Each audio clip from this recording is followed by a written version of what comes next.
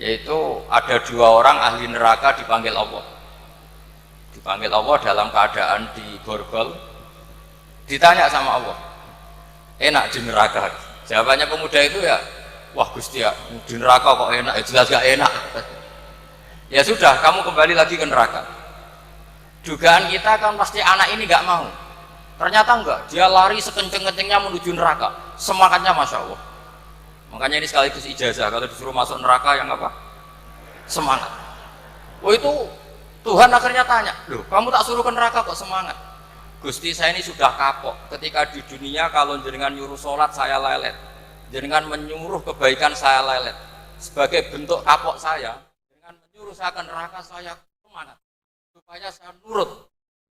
Barokahnya semangat menuju neraka, ya sudah di surga saja. Ya, makanya ini nanti kalau kamu disuruh masuk neraka yang apa? Semangat. Karena kita di dunia itu ada di akhir ikhya. Artinya itu kan di luar dugaan kita. Cara berpikir seperti itu di luar dugaan kita. Akhirnya dia jadi ahli jannah. Cerita kedua ya masih di bab yang sama. Yang satu disuruh enak di neraka, ya enggak Gusti. Sudah kembali lagi ke neraka. Si orang ini tolah itu. Tolah itu. Terus ditanya sama Allah, kenapa tolah? Ya Allah, ketika engkau memanggil kami ke surga, saya tidak pernah ngira kalau akan engkau kembalikan lagi ke neraka. Ya sudah, kamu di surga saya karena husnudzon sama saya. Ini berarti ada dua sanad. Lucunya sama-sama benar. Yang semangat ya benar, yang lelet juga benar.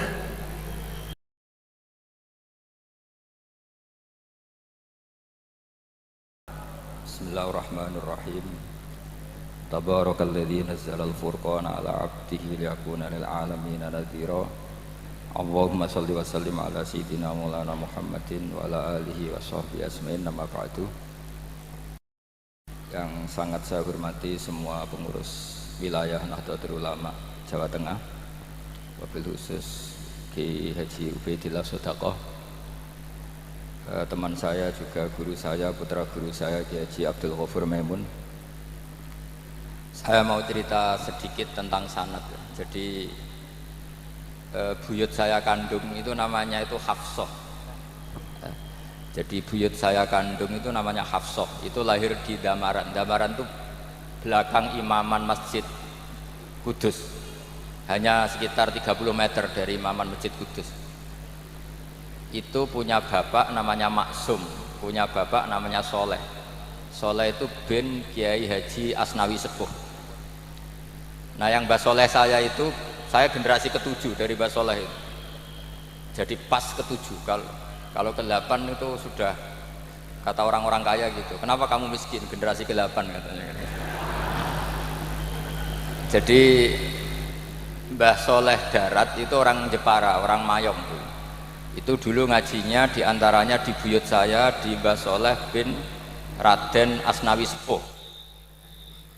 Raden Asnawi Sepuh itu cucu dari Mbah Mutamakin. Itu kesanatan saya. Jadi saya punya naskah banyak. Tadi Gus Nurul tak kasih tahu. Ini diantara contoh naskah Mbah Soleh Darat. Saya punya banyak, mulai Hikam sampai Jawahirut Tauhid, terus beberapa tulisan-tulisan beliau itu masih di lemari buyut saya di Pondok Damaran. Terus buyut-buyut saya itu juga yang diantaranya ada yang nikah di keluarga Gedungan, dan itu sebagian melahirkan Pak Said Akil. Jadi buyut-buyut Pak Said itu adiknya buyut saya. Tapi kalau saya dengan beliau itu sepuh beliau. Jadi kalau saya manggil Pak Said itu kira-kira kalau nggak paman ya mbah. Kenapa saya cerita ini? Karena di antara ikatan sanad itu dzurriyatam ba'duha min ba'd. Ada keterikatan cara berpikir berdasar sanad. Tadi seperti yang dikatakan moderator, laulal isnadu laqala man sa'a ma sa'a. Andai kan tidak ada sanad, maka orang akan berpikir agama sesuai maunya. Dan itu bahaya sekali. Karena agama ini riwayat seperti tadi yang dikatakan inna hadzal ilma dinun fanzuru amman ta'khuduna dinakum. Saya punya sekian contoh cara berpikir sanad dan cara berpikir rasional.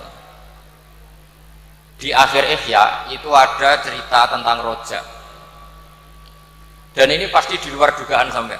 Karena sanad itu cara berpikir itu ya ikut saja.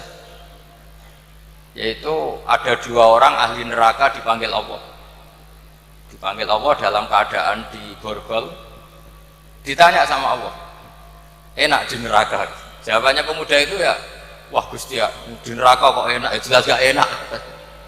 Ya sudah, kamu kembali lagi ke neraka. Dugaan kita kan pasti anak ini gak mau. Ternyata enggak, dia lari sekenceng-kencengnya menuju neraka. Semangatnya Masya Allah. Makanya ini sekaligus ijazah, kalau disuruh masuk neraka yang apa? Semangat. Oh itu Tuhan akhirnya tanya, loh kamu tak suruh ke neraka kok semangat? Gusti saya ini sudah kapok, ketika di dunia kalau jenengan nyuruh sholat saya lelet, jenengan menyuruh kebaikan saya lelet. Sebagai bentuk kapok saya, jenengan menyuruh saya ke neraka saya semangat, supaya saya nurut. Barokahnya semangat menuju neraka, ya sudah di surga saja.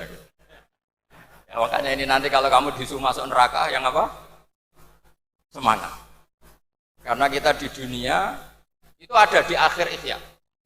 Artinya itu kan di luar dugaan kita, cara berpikir seperti itu di luar dugaan kita. Akhirnya dia jadi ahli jannah. Cerita kedua ya masih di bab yang sama. Yang satu disuruh enak di neraka, ya enggak Gusti, sudah kembali lagi ke neraka. Si orang ini tolak itu. Terus ditanya sama Allah, kenapa tolak? Ya Allah, ketika engkau memanggil kami ke surga, saya tidak pernah ngira kalau akan engkau kembalikan lagi ke neraka. Ya sudah, kamu di surga saya karena husnudzon sama saya. Ini berarti ada dua sanad. Lucunya sama-sama benar. Yang semangat ya benar, yang lelet juga benar. Maka kamu punya dua pilihan. Nanti kalau disuruh masuk neraka, bisa semangat, bisa apa? Lelet. Dan semuanya nanti di surga. Artinya begini, sanad itu apa ya? Enggak yang kita duga. Makanya saya mohon siapapun yang mencintai agama ini harus banyak baca. Jangan nuruti emosi, kemudian emosi itu di atas namakan agama. Di Sahih Muslim itu ada cerita, ini termasuk hadis pegangan kan Sahih Bukhari Muslim. Itu ada cerita seorang sujud sama Allah itu kan banget baiknya, sangat baik. Kemudian yang sujud ini diinjek oleh pemuda yang nakal. Diinjek. Ketika diinjek, yang sujud spontan ngomong begini, fa wallahi la yaghfiru Allahu laka. Demi Allah, Allah tidak akan maafkan kamu.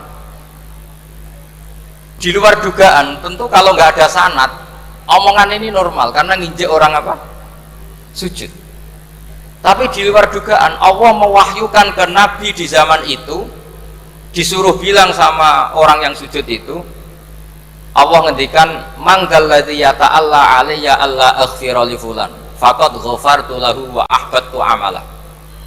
Siapa yang mencatut nama saya bahwa saya tidak bisa memaafkan orang yang nginjek, Allah tersinggung karena namanya dicatut. Saya ini Tuhan bisa menyiksa dan bisa mengampuni. Kenapa sifat saya jadi satu hanya menyiksa? Sifat ampunan saya di mana? Itu kalau nggak sanad tidak bisa. Saya ulang lagi, Allah itu apa? Zat yang bisa yaghfiru liman yasha wa yu'adzibu may yasha. Tapi orang yang sujud ini hanya mensifati Allah satu, yaitu Allah pasti menyiksa. Dan Allah tersinggung. Bagaimana mungkin saya Tuhan hanya berstatus bisa menyiksa, tidak bisa mengampuni? Akhirnya orang ini disalahkan, malah yang sujud tadi bilang ke orang itu, sujudnya saya hapus pahalanya, dan yang nginjek saya hapus dosanya. Tapi ya bukan berarti terus kamu boleh nginjek orang sujud, ya enggak. Artinya gini loh, saya hanya memperkuat moderator tadi, berpikir agama itu berdasar sanad. Kalau nuruti emosi pasti kita akan setuju Allah tidak ngampuni yang menginjak.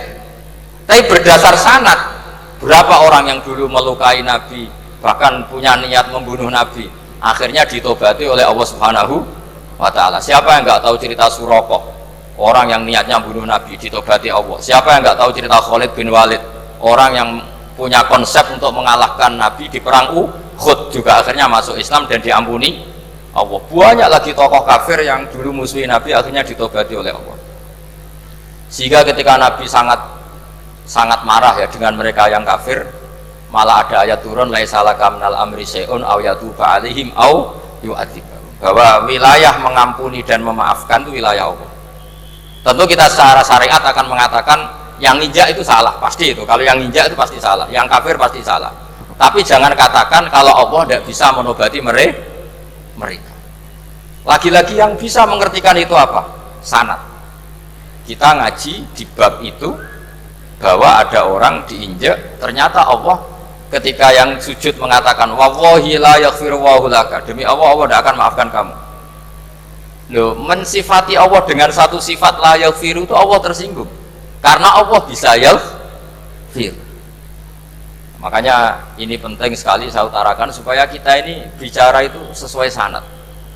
Karena andaikan tidak sanad, agama ini di logika, kemudian logika orang itu berbeda-beda. Maka kayak apa kacaunya agama ini?